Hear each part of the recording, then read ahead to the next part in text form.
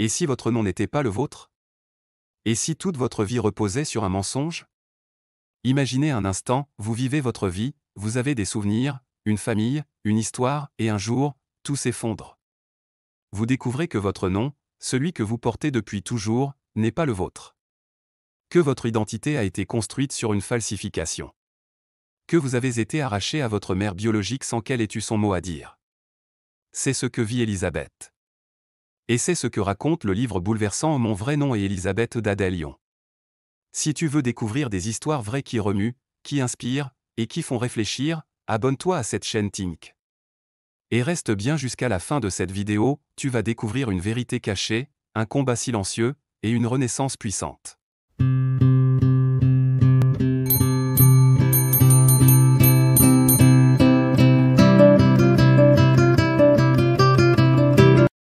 Ce livre n'est pas une fiction. C'est un témoignage. Un cri. Une quête. Une reconstruction. Il nous plonge dans l'histoire d'une femme qui découvre, à l'âge adulte, qu'elle a été enlevée à sa mère biologique et placée sous une fausse identité. Pas par des criminels. Mais par des institutions. Des services sociaux. Des structures censées protéger. On m'a volé mon nom. On m'a volé mon histoire. Mais je suis encore là. Ce récit nous interroge. Qu'est-ce que l'identité? Peut-on se reconstruire quand on ne connaît pas ses origines? Et surtout, que vaut une vérité qu'on découvre trop tard? Et toi, que signifie ton nom pour toi? Est-ce juste une étiquette, ou le reflet de ton histoire? Laissez votre réponse en commentaire. Pense à ton prénom. À ton nom de famille. À ce qu'ils évoquent. À ce qu'ils racontent. Maintenant, imagine qu'on te dise « ce n'est pas ton vrai nom ». Comment réagirais-tu? Comment reconstruirais-tu ton identité? Comment retrouverais-tu ta vérité? Mon vrai nom est Elisabeth est un livre écrit par Adèle Lyon, journaliste et autrice engagée. Elle y raconte le parcours d'Elisabeth, une femme qui découvre que son identité a été falsifiée, que son enfance repose sur un mensonge, et que sa mère biologique ne l'a jamais abandonnée, contrairement à ce qu'on lui a toujours dit. Ce livre est une enquête intime. Une plongée dans les archives. Une confrontation avec les institutions. Mais surtout, c'est une quête de sens, de mémoire et de dignité. Pourquoi ce livre est important? Ce livre est essentiel pour plusieurs raisons. Premièrement, il donne la parole à ceux qu'on a réduits au silence. Elisabeth n'est pas un cas isolé. Des milliers d'enfants ont été retirés à leur mère dans les années 60 à 70, souvent sans justification réelle. Deuxième, il interroge notre rapport à l'identité. Qui sommes-nous vraiment? Sommes-nous le produit de notre nom, de notre histoire, ou de ce qu'on nous a raconté? Troisième, il montre que la vérité peut libérer. Même si elle fait mal. Même si elle arrive trop tard. Même si elle bouleverse tout. As-tu déjà eu l'impression que quelque chose dans ton passé ne collait pas? Une incohérence, un silence, une absence? Ce livre nous pousse à regarder en arrière. À questionner les évidences. À chercher les zones d'ombre. Et parfois, à ouvrir des dossiers qu'on aurait préféré laisser fermés. Dans le livre, Elisabeth raconte avec une sincérité bouleversante. Je n'ai pas été adoptée. J'ai été volée. Elle parle de son enfance, de ses doutes, de ses recherches. Elle décrit les obstacles administratifs, les silences des institutions, les portes closes. Mais elle parle aussi de sa détermination. De son besoin de savoir. De son droit à la vérité. Si cette histoire te touche, like cette vidéo pour soutenir notre travail. Et partage-la avec quelqu'un qui a besoin d'entendre ce message, tu as le droit de connaître ton histoire. Ce que tu vas découvrir dans cette vidéo? Dans les prochaines minutes, tu vas découvrir les concepts fondamentaux du livre, identité, mémoire, vérité. Les étapes du parcours d'Elisabeth, révélation, enquête, confrontation, reconstruction. Des exemples concrets de cas similaires. Les leçons essentielles à retenir. Et une conclusion puissante qui pourrait bien changer ta façon de voir le monde. Peut-on guérir sans connaître ses racines? C'est une question centrale du livre. Et c'est une question que nous allons explorer ensemble. Prépare-toi à plonger dans une histoire vraie, intense, bouleversante. Une histoire qui parle de silence, de vérité, de mémoire et d'amour. Dans la prochaine section, nous allons explorer l'idée centrale du livre. Pourquoi l'identité est-elle le socle de notre existence? Abonne-toi maintenant pour ne pas manquer la suite de cette série. Et active la cloche pour recevoir une notification dès que la prochaine vidéo est en ligne. Qui suis-je vraiment? Quand l'identité devient une énigme à résoudre. Première partie, l'identité, une évidence, jusqu'à ce qu'elle s'effondre. Dès notre naissance, on nous donne un nom. Un prénom. Une date. Une filiation. Et tout cela devient la base de notre existence. On ne le remet jamais en question. C'est un socle. Un point de départ. Une évidence. Mais que se passe-t-il quand ce socle se fissure? Quand on découvre que ce nom n'est pas le nôtre? Que cette histoire qu'on nous a racontée est fausse? Que notre identité est une construction, ou pire, une dissimulation? C'est là que commence le livre « Mon vrai nom est Elisabeth ». Et c'est là que commence une réflexion vertigineuse sur ce que signifie être soi. Je ne suis pas né le jour de ma naissance. Je suis né le jour où j'ai compris qu'on m'avait menti. Le principe clé du livre, l'identité comme droit fondamental. Le livre repose sur une idée centrale, simple mais puissante. L'identité est un droit. Pas une faveur. Ce droit inclut le droit de savoir d'où l'on vient. Le droit de connaître ses parents biologiques. Le droit de porter son vrai nom. Le droit de ne pas être effacé. Dans le cas d'Elisabeth, ce droit a été bafoué. Elle a été retirée à sa mère biologique, placée sous une fausse identité, et élevée dans un mensonge. Pas par des trafiquants. Pas par des criminels. Mais par des institutions censées protéger. On m'a volé mon nom. On m'a volé mon histoire. Mais je suis encore là. Une analogie simple, l'identité comme une maison. Imagine une maison. Elle a des fondations, des murs, un toit. Tu y vis, tu t'y sens en sécurité. Tu crois que c'est chez toi. Et un jour, on t'annonce que cette maison n'est pas la tienne. Que les murs ont été construits sur un terrain volé. Que les fondations sont fausses. Que le toit appartient à quelqu'un d'autre. Comment réagirais-tu? Te sentirais-tu encore chez toi? Ou aurais-tu besoin de tout reconstruire? C'est exactement ce que vit Elisabeth. Son identité est une maison bâtie sur un mensonge. Et elle doit tout déconstruire pour pouvoir, un jour, reconstruire. Présentation de l'autrice, Adèle Yon. Adèle Yon est journaliste, autrice et militante. Elle s'intéresse depuis des années aux questions de filiation, d'identité et de mémoire. Dans ce livre, elle donne la parole à Elisabeth, mais aussi à d'autres personnes concernées par les pratiques de la DASS dans les années 60 à 70. Son style est sobre, précis, mais profondément humain. Elle ne cherche pas le sensationnel. Elle cherche la vérité. Et elle la met en lumière avec une délicatesse rare. Ce livre n'est pas un cri de colère. C'est un cri de vérité. Et toi, que signifie ton nom pour toi? Est-ce juste une étiquette? Ou le reflet de ton histoire? As-tu déjà ressenti un doute sur ton passé? Une incohérence? Un silence étrange dans ta famille? Ce livre nous pousse à nous poser ces questions. Même si elles dérangent. Même si elles font peur. Les concepts fondamentaux explorés dans le livre. Premier concept, le mensonge institutionnalisé. Dans les années 60 à 70, des milliers d'enfants ont été retirés à leur mère, souvent pauvres, célibataires, ou jugés inaptes. Ces enfants ont été placés, parfois adoptés, parfois simplement effacés. Le mensonge n'était pas un accident. Il était organisé. Administratif. Légal, parfois. Mais profondément injuste. On m'a dit que ma mère ne voulait pas de moi. C'était faux. Deuxième concept, le silence comme violence. Le silence est omniprésent dans le livre. Silence des institutions. Silence des familles. Silence des dossiers. Mais ce silence n'est pas neutre. Il est violent. Il empêche de comprendre. Il empêche de guérir. Il empêche d'exister pleinement. Le silence est une prison sans mur. Troisième concept, la quête de vérité comme acte de résistance. Chercher la vérité, c'est refuser l'effacement. C'est dire « je mérite de savoir ». C'est un acte de courage. de résistance, de survie. Élisabeth ne cherche pas à se venger.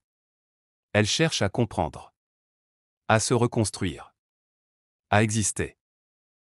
As-tu déjà eu besoin de comprendre ton passé pour avancer? Parfois, on croit qu'il faut oublier pour guérir. Mais ce livre montre l'inverse. Il faut se souvenir pour se reconstruire. Quatrième concept, une réflexion universelle. Même si tu n'as jamais vécu ce qu'a vécu Élisabeth, ce livre te concerne. Parce qu'il parle de quelque chose de fondamental. Le besoin d'appartenance. Nous avons tous besoin de savoir d'où nous venons. De sentir que notre histoire a un sens. Que notre nom a une origine. Que notre vie n'est pas un accident. Ce livre nous rappelle que ce besoin est universel. Et que le priver à quelqu'un, c'est le priver de son humanité. Si tu penses que chacun a le droit de connaître son histoire, like cette vidéo. Et partage-la avec quelqu'un qui a besoin d'entendre ce message. Peut-on se construire sans connaître ses origines? C'est une question que pose le livre. Et c'est une question que nous allons explorer dans la prochaine section. Dans la prochaine partie, nous allons plonger dans le développement des idées principales du livre. Tu découvriras comment Élisabeth a découvert la vérité. Comment elle a mené son enquête. Comment elle a affronté les institutions. Et comment elle a reconstruit son identité. Prépare-toi à une plongée intense, bouleversante, mais profondément inspirante. Deuxième partie du livre, le choc de la révélation. Et si, un jour, tu découvrais que ton acte de naissance est un faux? Que ta mère n'est pas celle qui t'a élevé? Que ton prénom, ton nom, ton histoire ont été fabriqués? C'est ce qui est arrivé à Élisabeth. Et ce n'est pas une fiction. C'est une histoire vraie. Une histoire qui commence par une révélation brutale, inattendue et irréversible. Si tu veux découvrir des récits puissants qui bouleversent, qui inspirent et qui font réfléchir, abonne-toi à cette chaîne. Et reste bien jusqu'à la fin, tu vas comprendre comment une femme a reconstruit son identité après des décennies de mensonges. Le moment du basculement. Tout commence par une anomalie. Un détail administratif. Une date qui ne colle pas. Une remarque anodine. Et puis, la vérité tombe. Élisabeth découvre que son acte de naissance est un faux. Que son nom n'est pas le sien. Que sa mère biologique ne l'a jamais abandonnée. Qu'elle a été retirée à sa mère, sans son consentement. Je n'ai pas été adoptée. J'ai été volée. Ce moment est décrit dans le livre avec une intensité bouleversante. C'est un basculement. Un effondrement. Une déchirure. As-tu déjà eu l'impression que quelque chose dans ton passé ne collait pas? Une incohérence, un silence, une absence? Ce livre nous pousse à regarder en arrière. À questionner les évidences. À chercher les zones d'ombre. Et parfois, à ouvrir des dossiers qu'on aurait préféré laisser fermés. Le choc émotionnel. La révélation ne provoque pas seulement de la surprise. Elle provoque un séisme intérieur. Une perte de repères. Une crise identitaire. Élisabeth ne sait plus qui elle est. Elle doute de tout. De ses souvenirs. De ses relations. De son enfance. J'ai regardé les photos de moi enfant. Et je me suis demandé, qui est cette petite fille? Est-ce moi? Ou une autre? Ce type de choc est comparable à celui vécu par les personnes adoptées qui découvrent tardivement leur adoption. Mais ici, il est aggravé par le mensonge institutionnel. Par le fait que l'État a participé à cette falsification. La mécanique du mensonge. Le livre détaille comment le mensonge s'est construit. Des dossiers falsifiés. Des actes de naissance modifiés. Des décisions administratives prises sans consentement. Ce n'est pas un accident. C'est un système. Une mécanique bien huilée. Une logique bureaucratique qui efface les individus au nom de la protection. On m'a dit que ma mère ne voulait pas de moi. C'était faux. Elle m'a cherché pendant des années. Peut-on faire confiance à une institution qui nie votre existence? Ce livre pose une question dérangeante. Quand l'État ment, qui peut dire la vérité? La solitude face à la révélation. Élisabeth se retrouve seule. Personne ne l'a préparée à cette vérité. Personne ne l'accompagne. Elle doit affronter le choc, le doute, la colère, seule. Elle tente de parler à sa famille adoptive. Mais le silence est lourd. Les réponses sont floues. Les regards sont fuyants. J'ai posé des questions. On m'a dit, tu devrais être reconnaissante. Ce type de réaction est fréquent. Les victimes de falsifications identitaires sont souvent culpabilisées. On leur dit qu'elles devraient tourner la page. Qu'elles ont eu une belle vie. Qu'elles ne devraient pas remuer le passé. Mais comment guérir sans comprendre? Comment avancer sans savoir? Si tu penses que chacun a le droit de connaître son histoire, like cette vidéo. Et partage-la avec quelqu'un qui a besoin d'entendre ce message, tu as le droit de savoir. Le début de la quête. Face au choc, Elisabeth ne s'effondre pas. Elle décide de chercher. De comprendre. De retrouver sa mère biologique. De reconstituer son histoire. Elle commence par les archives. Les dossiers. Les registres. Elle écrit. Elle appelle. Elle insiste. Mais les obstacles sont nombreux. Les dossiers sont incomplets. Les réponses sont floues. Les institutions sont silencieuses. J'ai demandé mon dossier. On m'a dit qu'il avait été détruit. Ce type de réponse est fréquent. Les dossiers des enfants placés sont souvent perdus, détruits ou volontairement censurés. Peut-on reconstruire son identité sans document? Ce livre montre que la mémoire ne se trouve pas seulement dans les papiers. Elle se trouve aussi dans les témoignages. Dans les rencontres. Dans les émotions. La confrontation avec le passé. Elisabeth finit par retrouver des traces. Des noms. Des dates. Des lieux. Elle découvre que sa mère biologique l'a cherchée pendant des années. Qu'elle a écrit. Qu'elle a demandé des nouvelles. Qu'elle n'a jamais cessé d'espérer. Elle m'a dit, je savais que tu étais quelque part. Je ne t'ai jamais oublié. Cette rencontre est bouleversante. Elle ne guérit pas tout. Mais elle ouvre une porte. Elle permet de reconstruire. De comprendre. De relier les morceaux. Si cette histoire te touche, commente cette vidéo avec ton ressenti. As-tu déjà vécu une révélation qui a changé ta vie? Partage ton expérience. En conclusion de la partie 2. Le choc de la révélation est le point de départ du livre. C'est une déchirure. Mais aussi une ouverture. Une invitation à chercher. À comprendre. À reconstruire. Dans la prochaine partie, nous verrons comment Elisabeth mène son enquête. Comment elle affronte les institutions. Et comment elle transforme sa douleur en force. Abonne-toi maintenant pour ne pas manquer la suite. Active la cloche pour recevoir une notification dès que la prochaine vidéo est en ligne. Troisième partie, le silence des institutions. Et si les institutions censées vous protéger étaient celles qui vous ont effacé? Dans cette partie, nous allons explorer un des aspects les plus dérangeants du livre Mon vrai nom est Elisabeth, le rôle des institutions dans la falsification de l'identité d'Elisabeth. Ce n'est pas une erreur isolée. C'est un système. Un silence organisé. Une mécanique de l'oubli. Si tu veux comprendre comment des milliers de vies ont été modifiées par des décisions administratives silencieuses, abonne-toi à cette chaîne. Et reste bien jusqu'à la fin, tu vas découvrir comment le silence peut être plus destructeur que le mensonge. Le rôle de la DAS et des services sociaux. Dans les années 60 à 70, la DAS, Direction départementale des affaires sanitaires et sociales, avait pour mission de protéger les enfants en danger. Mais dans certains cas, elle a retiré des enfants à leur mère sans justification réelle. Les critères étaient flous. Mère célibataire. Pauvreté. Jeunesse. Instabilité supposée. Ces enfants étaient placés, parfois adoptés, parfois simplement effacés. Leurs dossiers étaient modifiés. Leurs actes de naissance falsifiés. Leur histoire réécrite. On m'a dit que ma mère ne voulait pas de moi. C'était faux. Elle m'a cherché pendant des années. Peut-on faire confiance à une institution qui décide de votre vie sans vous consulter? Ce livre nous pousse à interroger le pouvoir des institutions. Leur capacité à décider. À effacer. À mentir.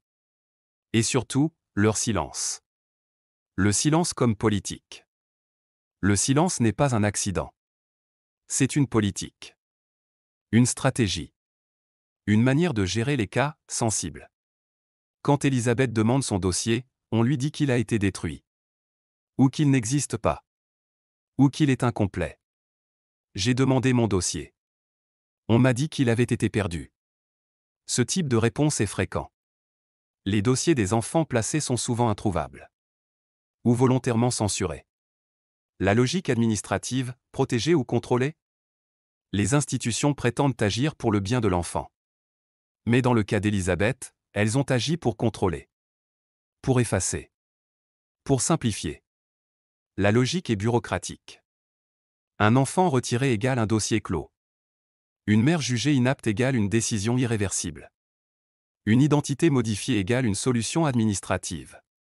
Mais derrière chaque dossier, il y a une vie. Une histoire. Une douleur. Je n'étais pas un numéro. J'étais une enfant. As-tu déjà eu l'impression d'être réduit à un dossier? À une case? À une étiquette? Ce livre nous rappelle que l'administration peut déshumaniser. Et que le silence peut être une forme de violence. Le poids du silence dans la reconstruction. Quand Elisabeth découvre la vérité, elle veut comprendre. Elle veut des réponses. Mais elle se heurte à des murs. À des refus. À des silences. Elle écrit. Elle appelle. Elle insiste. Mais les institutions ne répondent pas. Ou répondent par des phrases vagues. Des formules juridiques. Des excuses administratives. On m'a dit, nous ne pouvons pas vous aider. Votre dossier est clos. Ce silence empêche la reconstruction. Il enferme dans le doute. Il prolonge la douleur. Si tu penses que le droit à la vérité est fondamental, like cette vidéo. Et partage-la avec quelqu'un qui a besoin d'entendre ce message, tu as le droit de savoir. Témoignage d'autres victimes. Le livre ne parle pas seulement d'Elisabeth. Il donne aussi la parole à d'autres personnes qui ont vécu des situations similaires. Des enfants retirés à leur mère. Des identités modifiées. Des dossiers falsifiés. Des silences institutionnels. Ces témoignages montrent que le cas d'Elisabeth n'est pas isolé. C'est un phénomène. Une pratique. Une politique. On m'a dit que j'étais adopté. Mais il n'y a aucun acte d'adoption. Peut-on guérir quand les institutions refusent de reconnaître leurs fautes? Ce livre pose une question essentielle. La vérité est-elle un droit? Ou un privilège? Le silence comme héritage. Le silence ne s'arrête pas à l'administration. Il se prolonge dans les familles. Dans les relations. Dans les souvenirs. Elisabeth parle de la difficulté à aborder le sujet avec sa famille adoptive. Du malaise. Du refus. Du déni. J'ai posé des questions. On m'a dit, tu devrais être reconnaissante. Ce type de réaction est fréquent. Les victimes sont culpabilisées. On leur dit qu'elles devraient tourner la page. Qu'elles ont eu une belle vie. Qu'elles ne devraient pas remuer le passé. Mais comment avancer sans comprendre? Comment guérir sans savoir? Si cette histoire te touche, commente cette vidéo avec ton ressenti. As-tu déjà été confronté à un silence institutionnel? Partage ton expérience. En conclusion de la partie 3. Le silence des institutions est au cœur du livre Mon vrai nom est Elisabeth. C'est un silence organisé. Administratif. Juridique. Mais profondément humain. Ce silence empêche la vérité. Il empêche la reconstruction. Il empêche la guérison. Dans la prochaine partie, nous verrons comment Elisabeth mène sa quête. Comment elle retrouve sa mère biologique. Et comment elle transforme le silence en parole. Abonne-toi maintenant pour ne pas manquer la suite. Active la cloche pour recevoir une notification dès que la prochaine vidéo est en ligne. 4e partie, la quête de la mère. Et si la personne qu'on vous a dit absente, vous avez en réalité cherché toute votre vie? Dans cette partie, nous allons suivre Elisabeth dans sa quête de vérité. Une quête douloureuse, longue, semée d'obstacles. Mais aussi une quête d'amour. De reconnaissance. De réparation. Car derrière le mensonge institutionnel, il y a une mère. Une femme. Un lien brisé, mais jamais oublié. Si tu crois que l'amour maternel ne s'efface jamais, like cette vidéo. Et reste bien jusqu'à la fin, tu vas découvrir comment une femme a retrouvé sa mère biologique après des décennies de silence. Le besoin viscéral de savoir. Après le choc de la révélation et le silence des institutions, Elisabeth ressent un besoin irrépressible, retrouver sa mère biologique. Pas pour juger. Pas pour accuser. Mais pour comprendre. Pour entendre sa voix. Pour savoir si elle a été aimée. Je voulais juste entendre sa voix. Savoir si elle pensait à moi. Ce besoin est universel. Il dépasse les mots. Il touche à l'essence même de l'être. Car derrière chaque identité, il y a une origine. Une racine. Une histoire. Peut-on vraiment se reconstruire sans connaître ses racines? Ce livre nous pousse à réfléchir. La vérité n'est pas seulement un droit. C'est une nécessité. Les premiers pas de l'enquête. Elisabeth commence par les archives. Les dossiers. Les registres. Elle cherche des noms. Des dates. Des lieux. Mais les réponses sont floues. Les documents sont incomplets. Les institutions sont silencieuses. Elle écrit. Elle appelle. Elle insiste. Elle reconstitue son histoire morceau par morceau. Comme un puzzle dont les pièces ont été volontairement égarées. J'ai cherché dans les registres. J'ai croisé des noms. Des adresses. Des silences. Les obstacles administratifs. La quête d'Elisabeth est entravée par des obstacles multiples. Dossiers détruits ou censurés. Refus de communication. Loi sur la confidentialité. Absence de médiation. Elle se heurte à des murs. À des refus. À des phrases toutes faites. Nous ne pouvons pas vous transmettre ces informations. Mais elle ne lâche rien. Elle continue. Elle creuse. Elle cherche. Elle refuse le silence. Jusqu'où irais-tu pour retrouver quelqu'un que tu n'as jamais connu? Ce livre nous montre que la quête de la mère n'est pas seulement une recherche généalogique. C'est une quête existentielle. Une quête de sens. Une quête d'amour. La rencontre.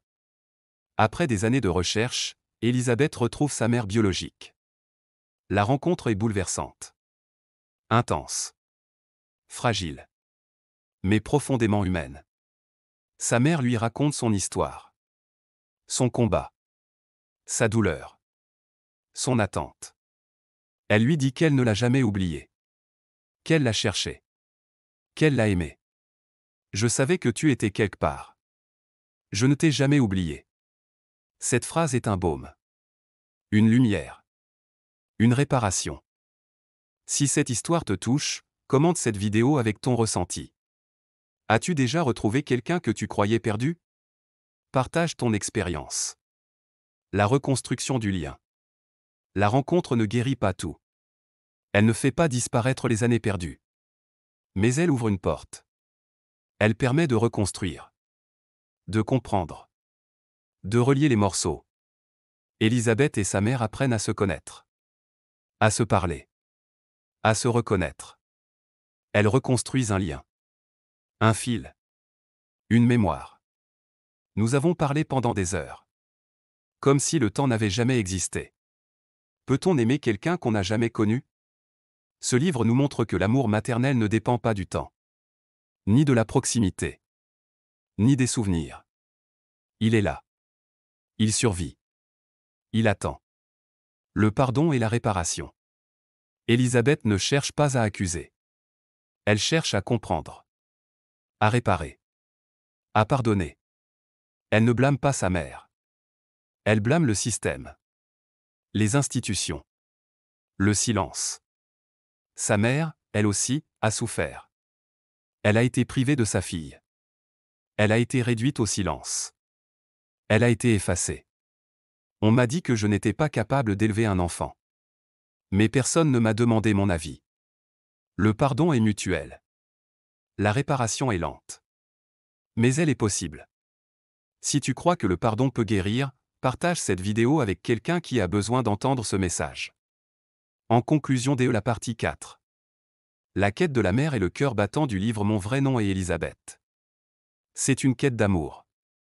De vérité. De mémoire. Une quête contre l'oubli. Contre le silence. Contre l'effacement. Dans la prochaine partie, nous verrons comment Elisabeth reconstruit son identité. Comment elle transforme sa douleur en force. Et comment elle devient une voix pour tous ceux qui ont été réduits au silence. Abonne-toi maintenant pour ne pas manquer la suite. Active la cloche pour recevoir une notification dès que la prochaine vidéo est en ligne. 5e partie, la reconstruction. Et si, après avoir découvert que votre vie repose sur un mensonge, vous décidiez de tout reconstruire? Dans cette partie, nous allons suivre Elisabeth dans sa démarche de reconstruction. Après le choc de la révélation, le silence des institutions et la quête de sa mère biologique, elle entame un processus long, douloureux, mais profondément libérateur, celui de se réapproprier son histoire. De redevenir sujet. De dire son vrai nom.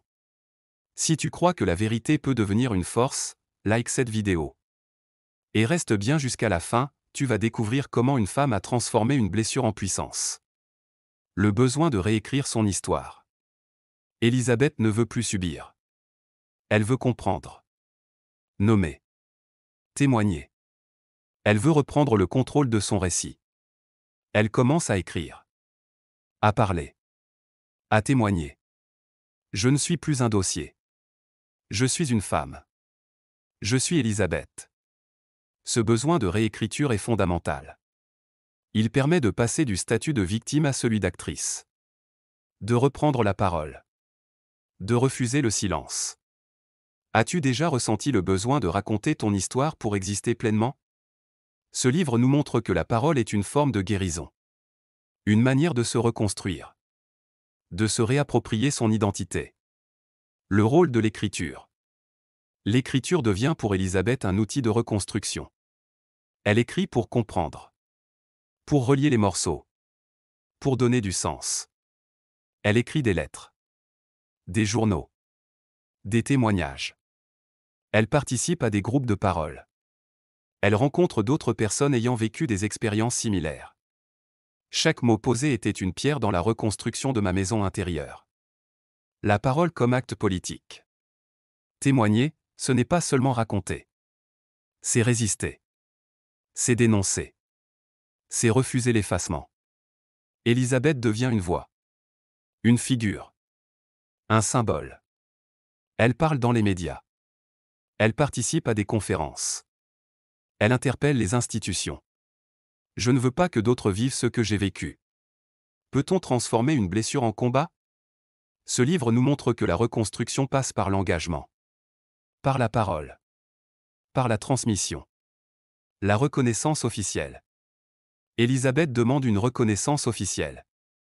Elle veut que les institutions reconnaissent leurs fautes. Leur silence.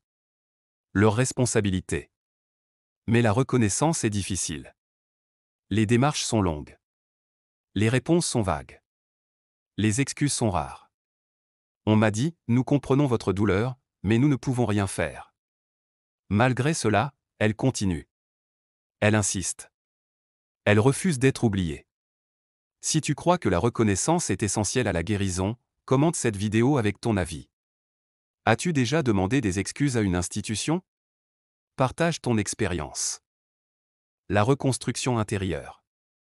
Au-delà des démarches administratives, Elisabeth entame une reconstruction intérieure. Elle travaille sur elle. Elle consulte. Elle médite. Elle se reconnecte à son corps. À ses émotions. À ses souvenirs. Elle apprend à vivre avec le manque. Avec les zones d'ombre. Avec les blessures. Je ne peux pas effacer le passé. Mais je peux choisir ce que j'en fais. Peut-on guérir sans oublier? Ce livre nous montre que la guérison ne passe pas par l'oubli, mais par la compréhension, par l'acceptation, par la transformation, la transmission. Elisabeth décide de transmettre à ses enfants, à ses proches, à ceux qui l'écoutent. Elle raconte son histoire. Elle explique. Elle partage. Elle veut que son parcours serve. Qu'il inspire. Qu'il éclaire. Je ne veux pas que mon histoire me définisse. Je veux qu'elle serve. Si tu crois que transmettre son histoire peut aider les autres, partage cette vidéo avec quelqu'un qui a besoin d'entendre ce message. En conclusion de la partie 5. La reconstruction est le cœur du livre Mon vrai nom est Elisabeth. C'est un processus long, douloureux, mais profondément libérateur. Élisabeth ne se contente pas de survivre. Elle vit. Elle parle. Elle agit. Elle transforme sa blessure en force. Son silence en parole. Son histoire en lumière. Dans la prochaine partie, nous verrons des exemples concrets et des cas pratiques. Des histoires similaires. Des parcours inspirants. Des comparaisons éclairantes. Abonne-toi maintenant pour ne pas manquer la suite. Active la cloche pour recevoir une notification dès que la prochaine vidéo est en ligne. 6e partie, exemple concret ETCAS pratique. Et si l'histoire d'Élisabeth n'était pas unique? Et si des milliers d'autres personnes avaient vécu le même effacement?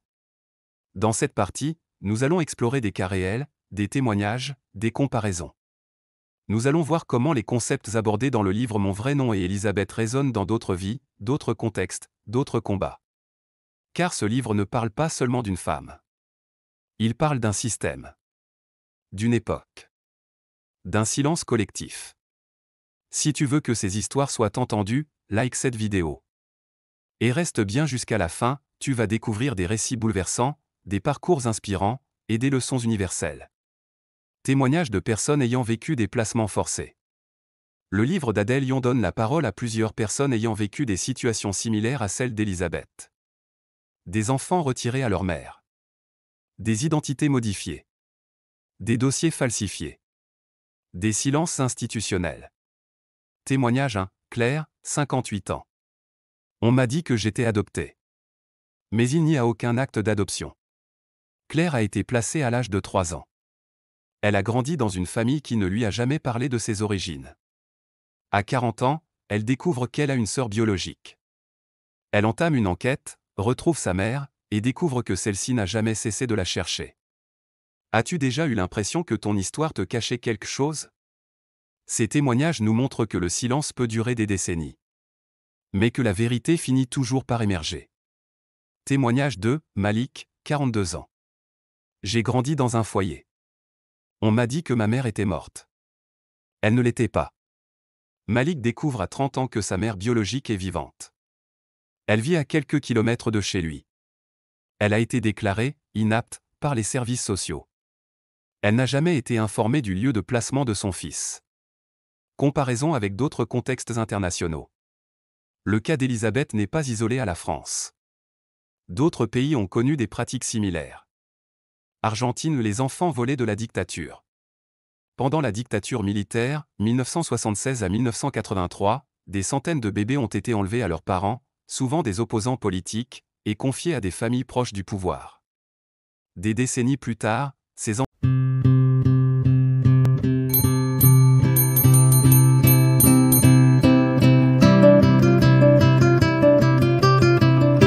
découvrent leur vraie identité grâce au travail des grand-mères de la place de Mai. Je ne suis pas le fils de ceux qui m'ont élevé. Je suis le fils de ceux qu'on a fait disparaître. Australie, les Stolen Génération. Des milliers d'enfants aborigènes ont été retirés à leur famille entre 1910 et 1970, dans le but de les civiliser. Ils ont été placés dans des institutions ou des familles blanches. Ce traumatisme collectif a laissé des traces profondes dans la société australienne. On m'a appris à oublier qui j'étais. Mais mon corps s'en souvenait. Peut-on effacer une culture, une mémoire, une identité, par décret? Ces exemples montrent que la falsification identitaire est une pratique mondiale. Et que la réparation est un combat long, mais nécessaire. Étude de cas en France. Le livre cite plusieurs études et rapports officiels sur les pratiques de la DAS et des services sociaux dans les années 60 à 70. Rapport 1. Enfants placés sans consentement. Une enquête parlementaire révèle que des milliers d'enfants ont été retirés à leur famille sans décision judiciaire. Les critères étaient flous, pauvreté, isolement, précarité. Le placement était souvent décidé sur simple avis d'un assistant social. Rapport 2. Dossiers incomplets ou détruits. De nombreux dossiers de placement sont introuvables. Certains ont été détruits. D'autres sont volontairement censurés. Cela rend les recherches extrêmement difficiles pour les personnes concernées. Le droit à l'accès aux origines est entravé par des pratiques administratives opaques. Peut-on reconstruire son histoire sans archives? Ce livre nous montre que la mémoire ne se trouve pas seulement dans les papiers. Elle se trouve aussi dans les témoignages, dans les rencontres, dans les émotions. Comparaison avec les adoptions internationales. Le livre évoque aussi les adoptions internationales, souvent marquées par des falsifications d'identité. Cas, enfants adoptés en Corée du Sud. Des milliers d'enfants coréens ont été adoptés dans les années 70 à 80 par des familles occidentales. Beaucoup ont découvert à l'âge adulte que leur dossier avait été falsifié, non modifié, parents déclarés morts alors qu'ils étaient vivants. J'ai grandi en pensant que j'étais orphelin. Mais ma mère m'attendait. Si tu crois que chaque personne a le droit de connaître ses origines, commente cette vidéo avec ton avis. As-tu déjà été confronté à une vérité cachée? Partage ton expérience. Comment appliquer les leçons du livre dans la vie quotidienne? Le livre Mon vrai nom et Elisabeth ne se contente pas de raconter une histoire. Il propose des pistes de réflexion et d'action. Interroger son histoire. Même si tu n'as pas vécu une falsification identitaire, tu peux interroger ton passé. Tes origines. Les silences familiaux. Les non-dits. J'ai compris que le silence de ma famille était une forme de protection. Mais aussi une blessure. Écouter les témoignages. Écouter les personnes concernées. Lire leurs récits. Participer à des groupes de parole. C'est une manière de reconnaître leur histoire. De valider leur vécu. Soutenir les démarches de reconnaissance. Soutenir les associations qui œuvrent pour le droit aux origines. Signer des pétitions. Interpeller les institutions. C'est une manière de participer à la réparation collective. Si tu veux agir, partage cette vidéo avec quelqu'un qui a besoin d'entendre ce message. Et abonne-toi pour découvrir d'autres récits puissants et inspirants. 7e partie, résumé des leçons essentielles. Et si une seule histoire pouvait nous apprendre à mieux comprendre qui nous sommes? Dans cette dernière partie, nous allons faire le point. Revenir sur les enseignements majeurs du livre Mon vrai nom et Elisabeth. Ce n'est pas seulement un récit personnel. C'est une leçon de vie. Une réflexion sur l'identité, la vérité, le silence et la reconstruction. Si tu veux garder en mémoire les leçons essentielles de ce livre, like cette vidéo. Et reste bien jusqu'à la fin, tu vas découvrir les 5 grandes idées à retenir et comment les appliquer dans ta propre vie. L'identité est un droit fondamental. Le livre nous rappelle que l'identité n'est pas une simple donnée administrative. C'est le socle de notre existence. C'est ce qui nous relie à notre histoire, à notre famille, à notre mémoire. On m'a volé mon nom. On m'a volé mon histoire. Mais je suis encore là. Quand ce droit est bafoué, c'est toute la personne qui vacille. Le droit à l'identité inclut le droit de connaître ses origines, le droit de porter son vrai nom, le droit d'avoir accès à son histoire. Et toi, que signifie ton nom pour toi? Le silence peut être une violence. Le silence des institutions, des familles, des dossiers, n'est pas neutre. Il est destructeur. Il empêche la reconstruction. Il enferme dans le doute. Il prolonge la douleur. Le silence est une prison sans mur. Ce livre nous pousse à interroger les silences qui nous entourent. À les nommer. À les briser. As-tu déjà été confronté à un silence qui t'a blessé? La vérité, même douloureuse, libère. Découvrir que sa vie repose sur un mensonge est un choc. Mais c'est aussi une ouverture. Une possibilité de comprendre. De reconstruire. De renaître. Je ne peux pas effacer le passé. Mais je peux choisir ce que j'en fais. La vérité ne guérit pas tout. Mais elle permet de commencer à guérir. Peux-tu imaginer ce que cela ferait de découvrir une vérité cachée sur ton passé? L'amour maternel ne s'efface pas. La quête de la mère est au cœur du livre. Et elle nous rappelle une chose essentielle, l'amour ne dépend pas du temps, ni de la proximité, ni des souvenirs. Il survit. Il attend. Il espère. Je savais que tu étais quelque part. Je ne t'ai jamais oublié. Même séparés, même effacés, les mères n'oublient pas. Et les enfants ressentent ce lien, même sans le connaître. Crois-tu que l'amour peut survivre à l'absence? Témoigner, c'est résister. Elisabeth ne se contente pas de survivre. Elle parle. Elle écrit. Elle témoigne. Elle devient une voix. Un symbole. Un repère. Je ne veux pas que mon histoire me définisse. Je veux qu'elle serve. Témoigner, c'est refuser l'effacement. C'est dire « je suis là ». C'est transformer la douleur en lumière. As-tu déjà raconté ton histoire pour aider quelqu'un d'autre? Si ces leçons te parlent, commente cette vidéo avec celle qui t'a le plus marqué. Et partage-la avec quelqu'un qui a besoin d'entendre ce message. Comment appliquer ces leçons dans ta vie? Ce livre ne se contente pas de raconter. Il propose des pistes, des réflexions, des actions. Interroger ton histoire. Même si tu n'as pas vécu une falsification identitaire, tu peux interroger ton passé. Tes origines. Les silences familiaux. Les non-dits. J'ai compris que le silence de ma famille était une forme de protection. Mais aussi une blessure. Écouter les autres. Écouter les personnes concernées. Lire leurs récits. Participer à des groupes de parole. C'est une manière de reconnaître leur histoire. De valider leur vécu.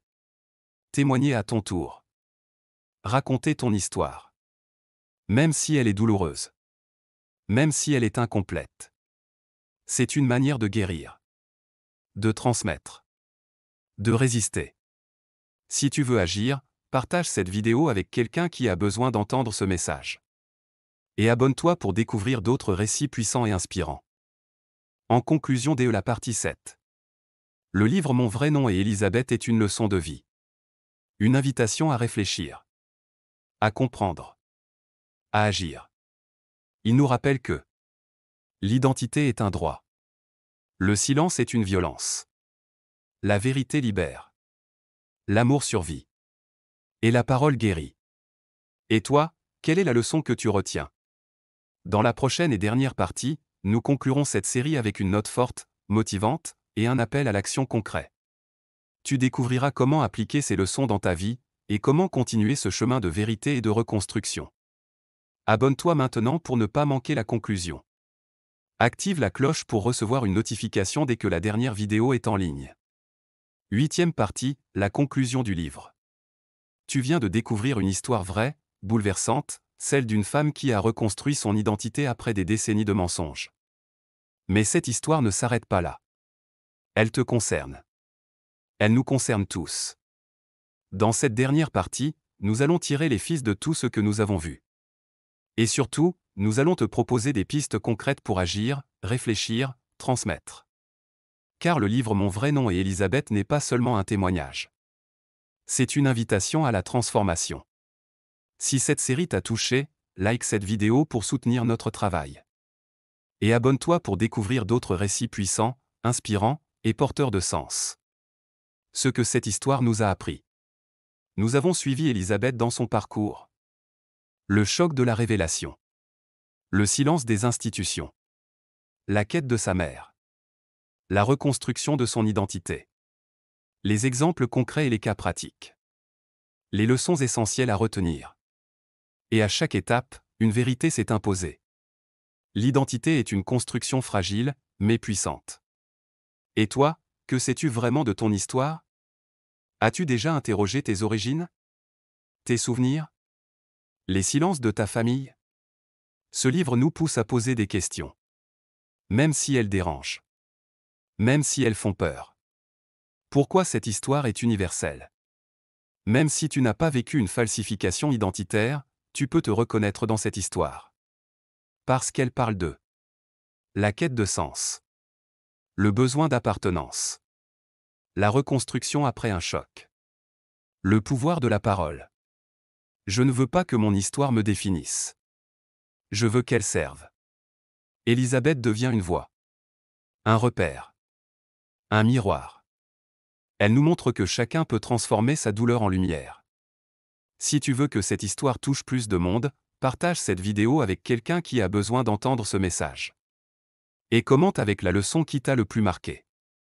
Ce que tu peux faire maintenant.